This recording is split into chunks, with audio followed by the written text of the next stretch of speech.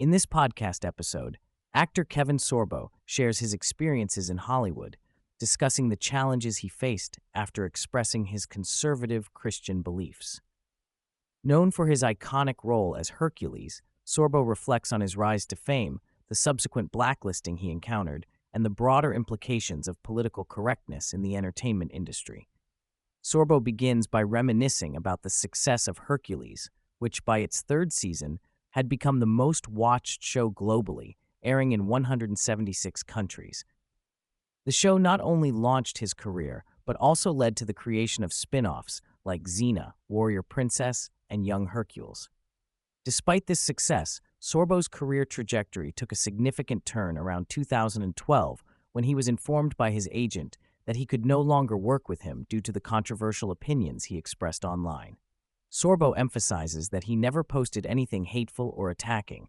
Rather, he simply shared his views as a Christian conservative. Sorbo points out the irony in Hollywood's supposed commitment to tolerance and freedom of speech, arguing that it is often a one-way street. He notes that it seems more acceptable to be a Scientologist in Hollywood than a Christian, which he finds perplexing. This hypocrisy extends to the broader cultural landscape, where individuals are often ostracized for their beliefs, particularly if they do not align with the prevailing progressive ideology.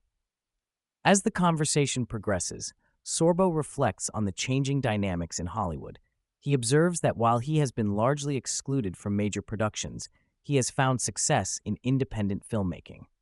Sorbo and his wife established Sorbo Studios, where they produce films that resonate with audiences seeking inspirational and family-friendly content. He expresses satisfaction in continuing to create films that align with his values, despite the challenges posed by the mainstream industry. Sorbo also discusses the financial struggles of major studios, particularly Disney, which has faced significant losses due to its embrace of woke narratives. He argues that audiences are growing weary of the ideological messaging in films and are increasingly seeking out content that reflects their values.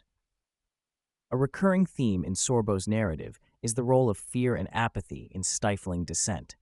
He recounts how many individuals in Hollywood privately express gratitude for his willingness to speak out, yet remain silent themselves due to fear of repercussions. He believes that this culture of fear is detrimental to creativity and open dialogue, urging people to overcome their apprehensions and stand up for their beliefs. He emphasizes that the majority of people are not as extreme in their views as the vocal minority, and that finding common ground is essential for progress.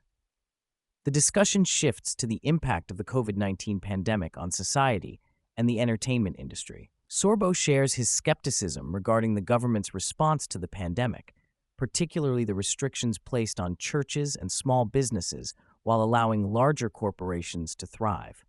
He criticizes the inconsistency in policies and the fear-mongering that characterized the government's approach.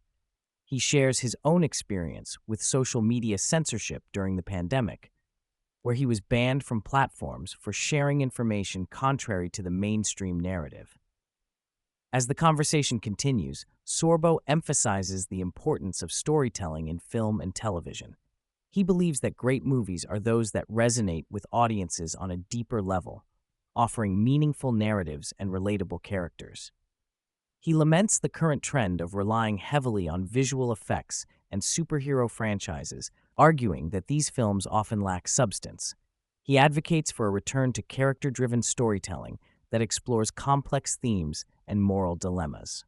Sorbo discusses his upcoming projects, including a film titled The Firing Squad, which tells the true story of an American man sentenced to death in Indonesia.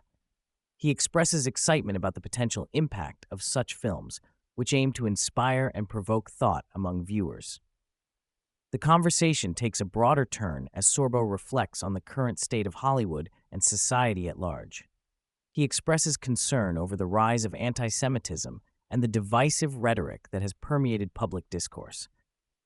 He believes that the entertainment industry has a responsibility to address these issues and promote messages of unity and understanding.